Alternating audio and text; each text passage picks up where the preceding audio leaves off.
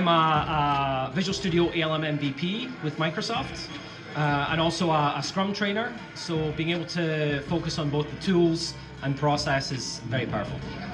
I'm going to be talking about Microsoft's new Visual Studio Application Lifecycle Management tool called VSTS, and how to build an end-to-end pipeline for DevOps in that platform.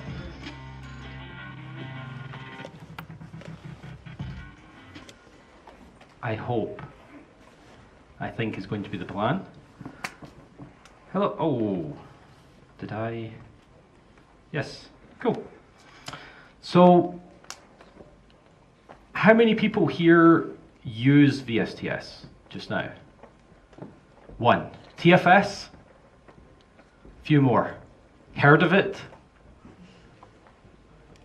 Well, a few more. There's still some people not heard of it, don't know what it is. Awesome. So, Microsoft have been building an ALM DevOps tool for quite some time. I think the first version shipped in 2006. I think I've been an ALM MVP since 2008. I've been working with it since that time, and it has changed a lot since then. It used to be kind of painful.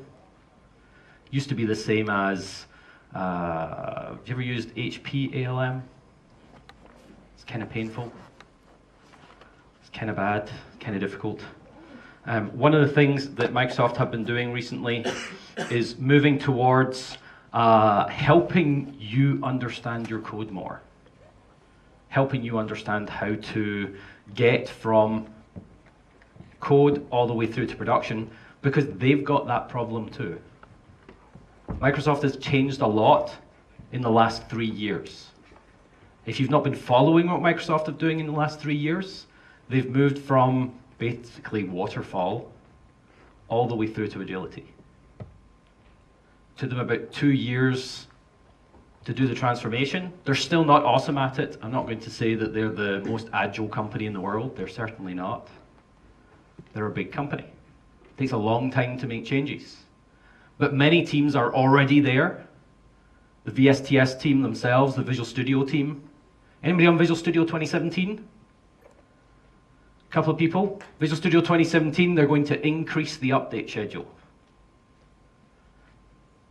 So you will now get new versions of the product every 6 weeks. That's pretty good for a product of that size and complexity and install base. Millions of users. And it's pretty hard to do.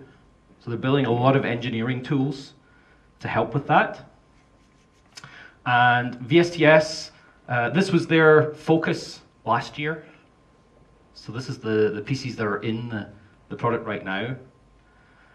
And they do have things for requirements management, for managing your backlog, for managing your Scrum teams, doing sprints.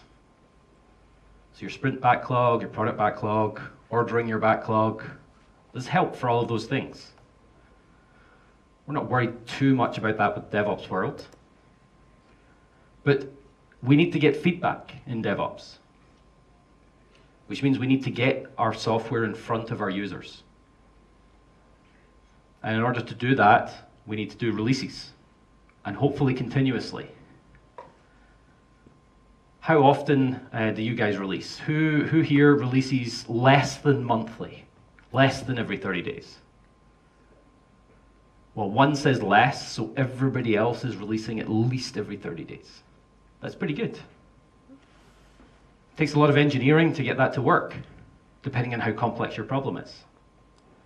If you're building a single-use point-of-sale app, it's probably okay. If you're building Windows, I bet that sucks. Trying to ship that every 30 days. But they've been doing it. Not hugely well, but better than I would have expected them to get to by now. They're doing pretty good. So how are they doing that? Well, the Windows team is not using these tools. I'll say that now. They've only just figured out how to get Windows source code onto Git. But it is in Git inside of VSTS.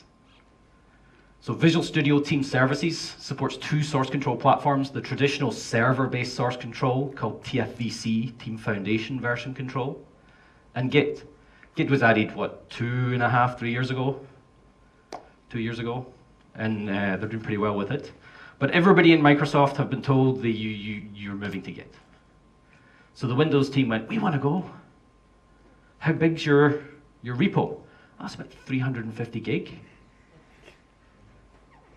How's that going to work? That's pretty hard.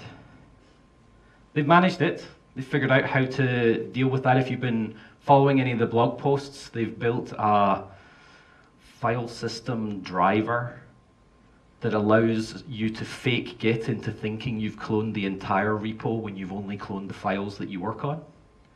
Because who as a developer wants to sit and wait for a 350 gig repo to clone from the cloud? Because I don't want to do that. Especially not if my 600 colleagues are doing the same thing.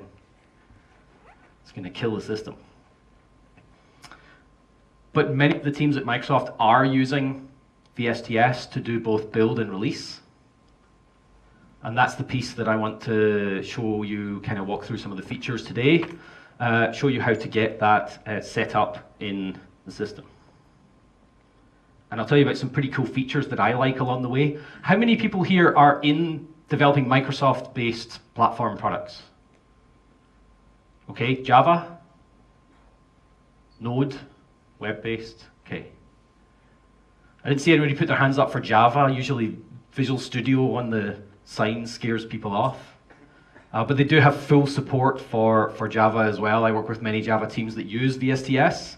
I've worked with them for a very long time. I've moved teams to Java before VSTS, sorry, moved teams to TFS before VSTS ever existed, and it was horribly painful. It was not designed for that circumstance. You didn't have a build agent that could run on Linux. So you had to do all kinds of weird stuff to make that work. So it wasn't really suitable for Java teams. But now you've got an agent for Linux as well. Even Microsoft provide a hosted agent pipeline, so you don't actually need to have your own servers to do builds. They'll provide you with an agent to run your build on, and they'll provide you with either a Windows or a Linux agent, depending on what your preference is. So that works too. And ideally, we want to be able to get, obviously, from source control to deployed all the way to production, but we might have to go through various gates. Some of our software, we can go straight to production. Just code, check in, some tests, go to production. That's okay, but it doesn't work for everybody. Doesn't work in regulated industries. At least not yet. Yeah? Certainly doesn't, my customer this week, early in the week, is a defense customer. They build software that runs battle management systems for crazy happenings. They cannot deploy to production. It's just not going to happen. They're not going to let you update the firmware on the tank on the fly while it's trying to shoot something. It's not going to work. So, and life-critical systems, anything with regulation tends to have its own problems. So in this example, it's going from testing, QA, staging to production. Anybody think those are good names for those things? This is a DevOps crowd, so you should not like those names. Because it implies, well, we don't do any testing until we get to the testing environment, do we? Or we don't assure quality until we get to the quality assurance environment. That doesn't make any sense. I prefer the ring terminology. You heard of the ring terminology? You go through ring 1, 2, 3. Ring 1 might be like a private beta where only select customers get access. Ring 2 might be public beta where you're hiding your stuff behind feature flags, your new features. They're in production, hidden behind a feature flag. But you can then open it up for certain customers that you feel it's safe to allow them access. And then you can turn it off if there's a problem. And then you go all the way through to production. That's how Windows is working at the moment. If you're on the Insider program for Microsoft, if you're on Windows 10, you can just go into the update system and say, I want to test drive stuff. I want to take some risks. Because it is more risky. You have to accept that. And they have a fast ring, which, depending on the time of year, you might get daily builds. Generally it's weekly, but leading up to a release, it can be daily. I think I got 3 last week. Slow ring, we've tried it for a little while, and we're fairly sure it's okay. Or at least the bugs are known. And then there's a preview, which is, I don't want to take as much risks, but I still want stuff before everybody else. It's kind of nice. So there's various ways to manage what you call that terminology, your stages of build. I don't like these ones. I don't like calling something the test server, because it implies that you don't do any testing before it gets there, which is not good. So, did I say I didn't have many slides? If I can get this to die, there we go.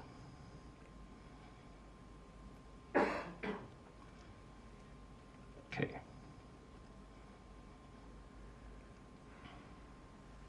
So I was going to go completely from nothing and have some code and go all the way through checking it in, but the bandwidth was a little bit slow cloning the repo, so I was worried about pushing it up. So I'm going to do a here's one I prepared earlier moment. If you've ever watched a cooking show, we get to the end and then we magically produce something that works. So I have some code. It's a pretty simple app. It's called the Parts Unlimited demo. It's a pretty common one that Microsoft uses a lot for demos. So somebody built it as a demo app, so it's pretty straightforward. It means I don't have to worry about the complexities of the code just now. Because I want to show you the tools. I will caveat anything you want to do, you can do, but obviously it's going to take a little bit longer.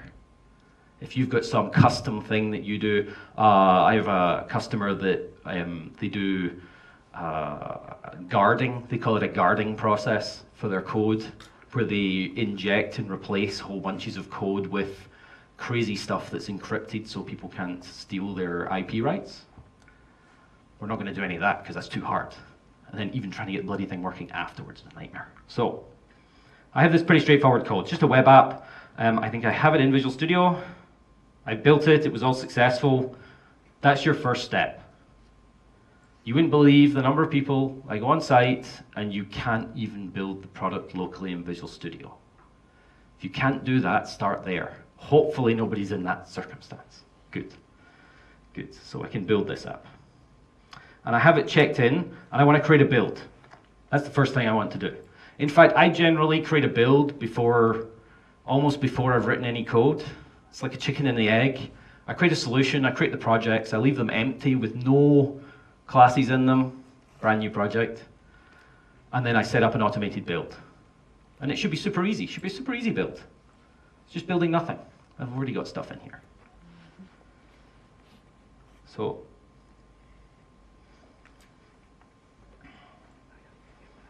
Microsoft did something quite sensible here, which is unusual, because usually we pick the hardest way to solve a particular problem. And they decided that, well, build and release is kind of similar. It's kind of the same thing. You want to run a bunch of tasks. I've got some things I want to run. Let's just run them. So build and release is based on the same technology. So there's a little bit of discrepancy in the UI because they update build with new UI features first, and then it moves into the release process. So you'll see that difference between the two because they've just rolled out a new version of the build system, which you won't see if you go create an account. I have it turned on. You have to go turn it on in the hidden areas. So I have some builds set up, but I'm just going to create a blank build to show you how it goes. And I have some templates that I can pick from, because it would be nice if they helped us out a little bit. We don't always want to start from scratch and start from nothing. So they have some templates.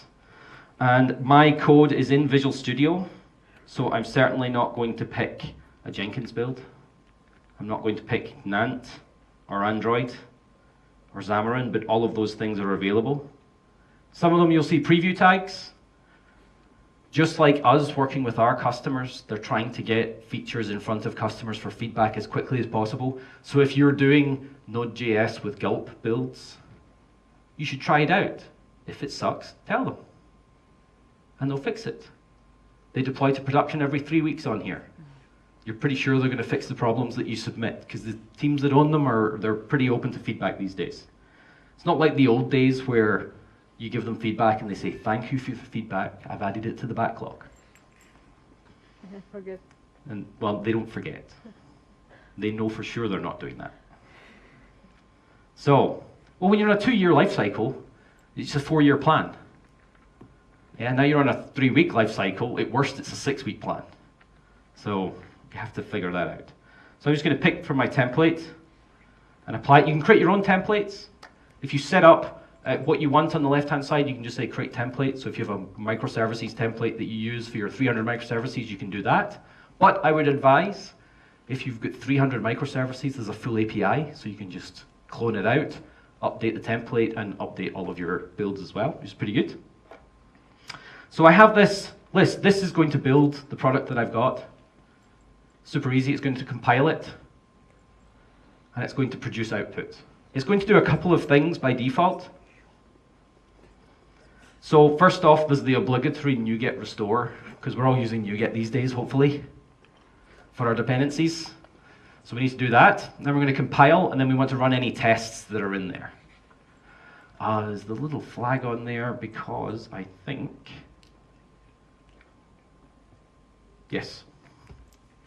So you don't always want somebody else to go update the tasks that you're using in the build. So if you had a task that you had built and you published to the store and somebody was using it, and you go update it, if you're doing a minor update, you probably want people to get it. If you're doing a major update and you've changed the way it works, you don't want to break all your customers' builds. So you have this, the flag will appear to say there's a newer major version, and inside of minor versions, you'll just get the latest version of the task, otherwise you'll get a new one. So I can actually switch to a preview task here, because I'm crazy. And I'm going to say run only impacted tests. This is one of my favorite features. It's something that only Microsoft is looking at. And it's, I don't want to run all my tests. If Microsoft has my code, because it's inside of VSTS, and they have my tests, and I'm getting them to run them, why can't they only run the ones that impact the tests, impact on the code changes to the tests? Yeah? So if you tick that box, your first build will take longer. Because every single test that it executes, every single one of your unit tests, it's analyzing the code paths that are hit by that test and saving them with the test, with the results. So then when you run a second time and you've not changed any of your code, so if you run the build again immediately, it won't run any tests. It'll just skip that because you've not changed anything. Does that make sense? It's a pretty powerful feature if you have a lot of tests. If you have a lot of automation, it can cut down your matrix. Most people end up with most time spent in that part. I will caveat, doesn't work in Java, doesn't work in native yet. But I caveated with yet again. They're working on that just now, but it's a little bit more difficult. But all managed code works. Super easy. And the way you get it to work is you tick that box.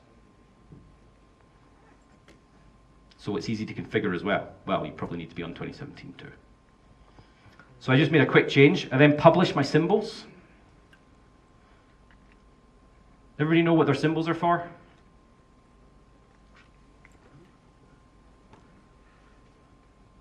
Debugging. You can't debug your code. You can't step through your code without something telling Visual Studio what line in the file equates to what line in the MSIL you're looking at. Your PDB is the thing that does that, okay? But if you have your PDB on your C drive and the other developer has it on their D drive, can you share that debug information? Nope, because it's full file path to where that code is. So what VSTS does with the publish symbols path is it rationalizes those build paths, because there will be the build servers build paths, against the source code repository. So then when you're debugging your code and you're using one of the published symbols files, which you can put them somewhere on a network share or you can store them wherever you want, if you load that symbols file, it will know, oh, wait a minute, you've changed the code locally in your version of the code. It's different from the one you're trying to debug, and it will go and get from the server the version that you should be stepping through. So you're always stepping through the code that's actually the right one for your debug path, which is pretty good. Yeah? So, and I'm going to copy some files into a special staging folder. So it's just a folder that's going to get uploaded. And then I'm going to upload them somewhere. So by default, it's going to upload them back into VSTS, so you actually have an unversioned repository in the server where you can store your build bits. I would suggest if your build output is 30 gig, might not be the best place to stick it. You probably have to run your own build server and have a local share because it's going to be faster. Copying 30 gig across the internet is going to be a bit slow. Okay, so I'm just going to run that build. Oh, no agent found. Not the default queue, the hosted queue, not the Linux queue.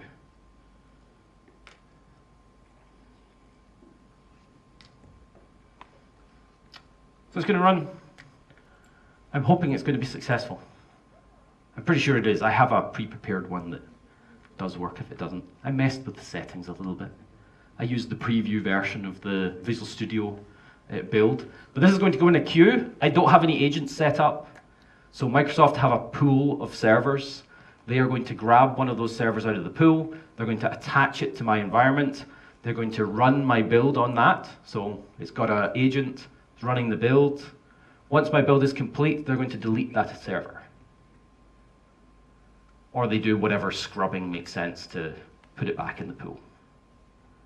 But my understanding is they delete the server and create a new one for the pool. It's all pre-configured. So every time you run a build, it's on a clean server, which is kind of nice. Means you've not left something on there. I'm hoping that looks good.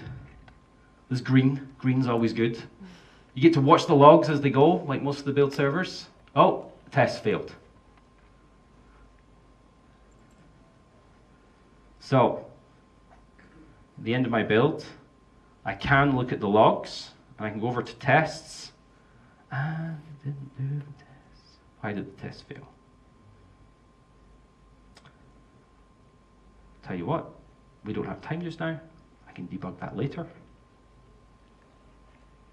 Here's one I prepared earlier,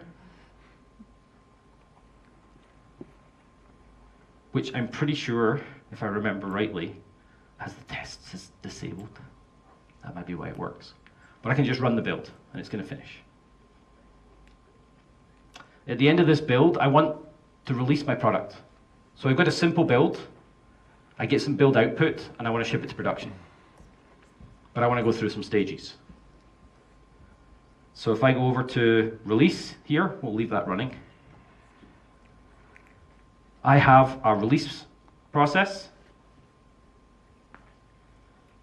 I'm going to show you the one I've got, because time. Here's one I prepared earlier. This is a really simple release process. I'm building a Azure web app, super straightforward, so I have one task. Yeah, you can do any complicated stuff you like in there. You can run Nant scripts, you can run PowerShell, you can run shell scripts, you can run batch files, whatever you want. So you can pretty much do anything you like, and then there's a bunch of tasks you can load. If I go to add a task, just to give you a flavor of what sort of things are possible, you've got the build ones that we saw earlier in the templates. You can copy files around, you can copy them to servers, decrypt, encrypt files. Well, there's one I wrote, a whole bunch of other things. You can run tests, whether they're Java tests or .NET tests in any flavor of you want. If you want to run Jasmine tests, you can run them as well, as long as you've got the Visual Studio and Adapter installed. You can do all the package management piece, and you can do deployments. Now here you can see it's a little bit Microsoft heavy, I think because Azure begins with A, so it's at the top of the list. But if you see Chef, Knife, I've got the publish GitHub release in there because I published some GitHub stuff, and I've got VMware. So I can go spin up virtual machines, part of my environmental deployment, all of those kind of things. And I've got the rings. So I've got rings 0 to 4. I'm actually deploying 4 versions of my product. And there's approvals in between those versions. Because we're not just running the tasks, we've got something else going on. So what I can do is go into my environmental configuration, and I can assign approvers, people that are going to approve it. So this one is set to automatic for stage 1, so I just want it deployed. Stage 2, I want somebody to approve it. Sorry, the question? No? Stage 2, I want somebody to approve it. Oh, ring 0. Yeah, 0, 1. I can set variables that are different between environments. You might have passwords, you might have some sort of security pieces that are different between environments. You can set them all up in here, and you can set up shared variables as well across your entire platform. And then you can set deployment conditions. So this one's deploying after the release is created, but I can also schedule it. So maybe I only want my releases to go at midnight once everybody's gone home. That's okay, just schedule it. So I have some options there. But if you look at my second configuration for assign approvers, I have an approver. I have to approve it. And it's a pre-deployment approver. So it will deploy to the first environment, move on to the second one, and wait. I have to approve it. And when I go to approve it, which I will do that,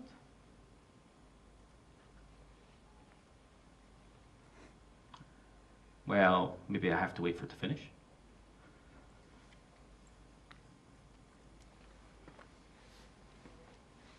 I should be able to have you see that. So it's already connected to Azure, downloaded the artifacts onto the build agent, which, yes, it's using the same build agent, so we don't have anything different. Downloading onto the agent, and now it's deploying the app to Azure. Super straightforward. There we go. And that one's done. So if I go back to the summary, and again, you get the full logs, you can go figure it out. Now I have a approve or reject, because we've got a pre-approval process. I get an email as well. I'll have a whole bunch of emails because I've been hitting deployments.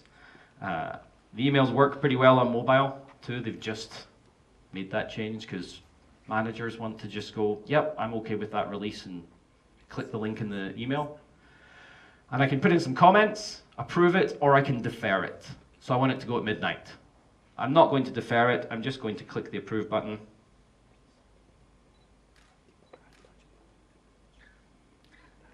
And it will do the second deployment. So that might be to my environment that my product owner is going to have a look at before he brings some customers in to have a look at the next environment, maybe.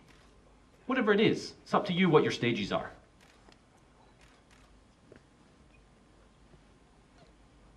So that will run. Now I can put anything I want in this environment. I'm going to go into edit mode again. Sorry. There we go. And I can actually do different things. So I've got server tasks, agent tasks, and phase deployment group tasks. So let's say I want to pause my deployment because I have some kind of manual operation that I have to do. Hopefully you don't, and you can get rid of it as quickly as possible, but you might have such a thing. It's some requirement of your organization. Then you can add an agent phase. There's only one task, if I remember rightly. Internet's a little slow. Oh, they've changed it. You can do all of them now. I need to search for the manual task, but you can run a manual task and it'll just pause on the agent. It'll discontinue the agent. It will pause the process, stop it, and then you can go and do your manual task and then come back and then say go, and it'll go and bring in another agent to do that. And you can also run deployment groups. I don't have a deployment group in there, so let me close that a sec.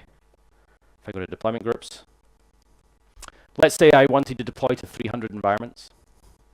I don't want to create a stage with steps for every environment. So I have a deployment group, and then I can go control separately in here which servers are part of my deployment group, and I can just deploy to all of them at the same time. And it will parallel that activity up to as many as you tell it it's okay to. Does that make sense? Cool.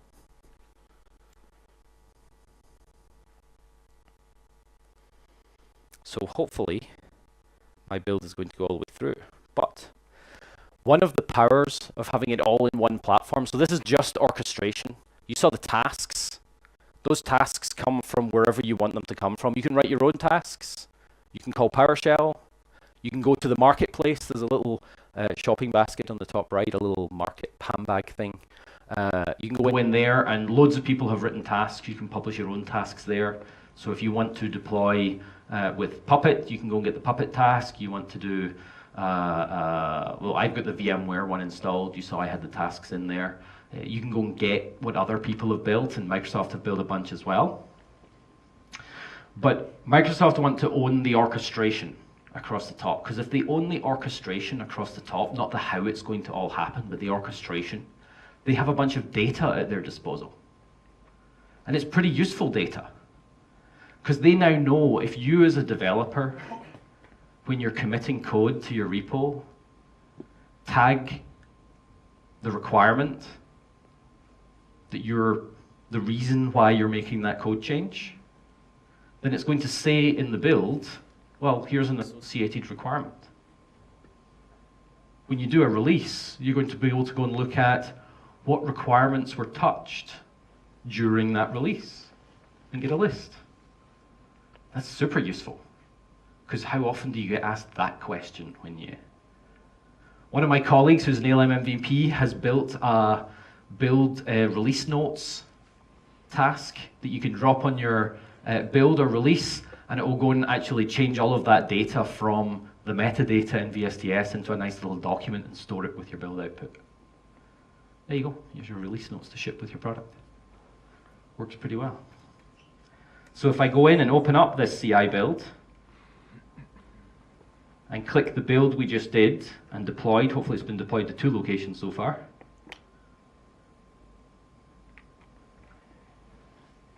There we go. We can pull that data into the build. So if you're just looking at the build context and you've not really thought of the release context, or the build's failed, or something's gone wrong, and you need to go look at that data, you can go and see what you're affecting. Where have we already deployed to, and was it successful? And link straight through to those things as well. So I'm going to switch just to a little bit more complicated build, which I think I've got a couple of minutes. 5 minutes? Awesome. It's like a lifetime. Depends on the speed of the internet. So this is a project that I built. I build an open source project, but I don't build in GitHub, but I publish to GitHub. I like having all of my features and metadata and stuff in VSTS so that I can control it, I can bring people in. It's AAD authenticated, so I just add people as guests to my AAD, bring them in, help me out. I've got a few people that work on it. So I have a build process that's a little bit more complicated. So I just wanted to add a little bit of, you can do more complicated things. So here I'm using Git version. If you've been building code in Git, hopefully you're using Git version, even if you're not in VSTS. It's an open source tool that builds your version numbers for you, collects them all together, pretty useful tool. And then I've got to run little pieces of PowerShell just to get some data together. I've got to collect my own little piece of metadata. I could write my own task for that, but it's too simple. And I might have to change it regularly, so I just left it as a inline PowerShell script. But you can run one from source control as well. And then I've got my NuGet package restore, build, and test. Okay? Publish symbols. And then I have to do a couple of extra things. First thing is I want to zip up the build output into a zip file. So I've got a zip task. That's not one of Microsoft's, that's just one of the ones that I've downloaded. So just go and zip everything from the release folder into a file with the version number that I got from the Git version. Yeah? And then I have to get the hash for that file, because if I want to deploy my product to Chocolatey, Chocolatey now requires, if you're familiar with Chocolatey, it's a app deployment tool from the command line. It's pretty good, written in PowerShell. If Chocolatey are going to deploy it, they need to secure it. One of the ways to secure it is at least make sure the file you'll download is the file you expect to download. So you have to get the hash for it. So just get some PowerShell to get the hash. I'm replacing a bunch of variables because, you know, I've got variables and stuff I want to set up inside my product and change in the configuration files depending on where I'm deploying it.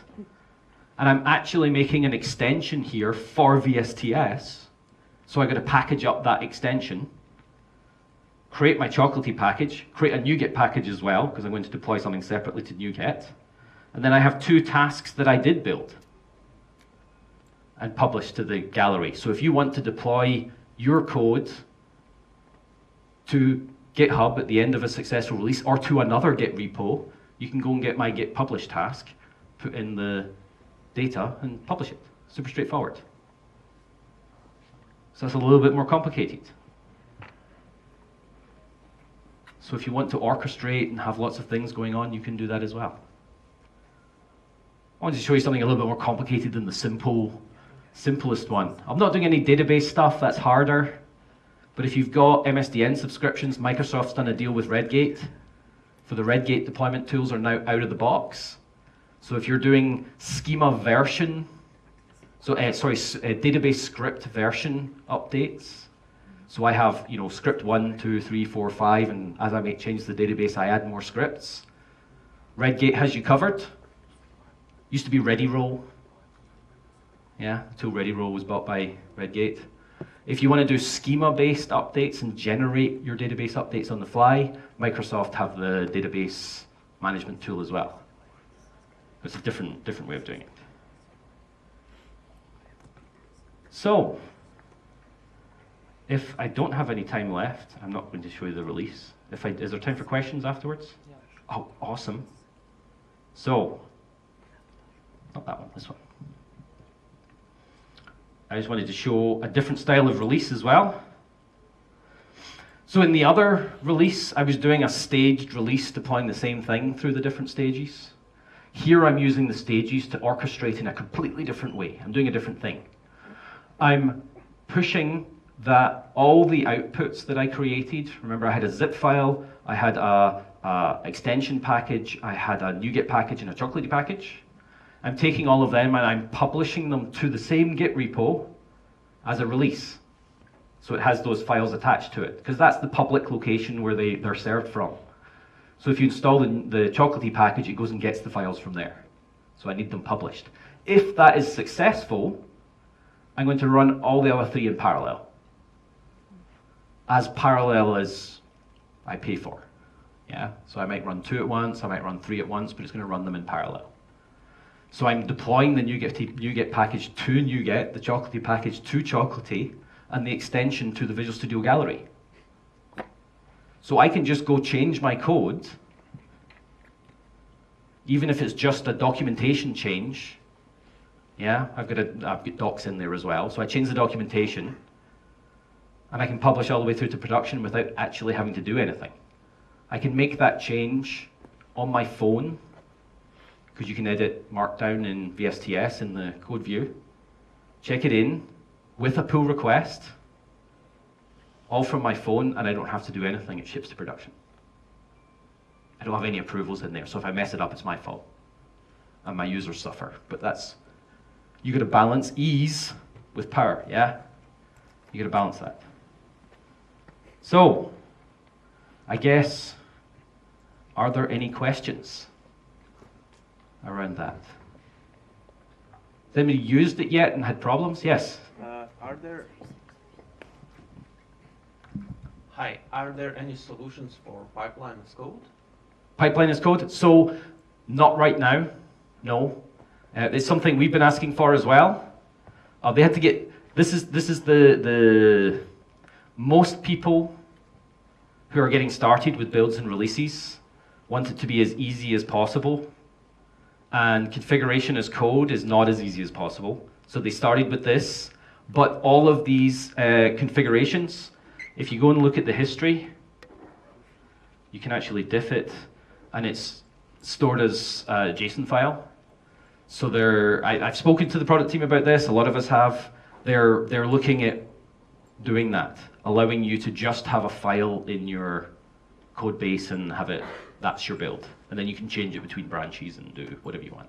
But it's just JSON file at the moment. But they want to make that easier because that's not a nice JSON file because they thought of only themselves first. But yeah. Okay, thanks. So hopefully they'll have that pretty soon. Like I said, they ship to production every 3 weeks. So the chances of it being, I'm pretty sure it'll be this year at some point, but I don't know because they're an agile team, so they don't tell me when stuff's actually going to ship until it's in the product, and they go, here's the private preview. And you go, yay, got it. But it just depends on the features. Any other questions? I can repeat them if you don't want to wait for the microphone to come up.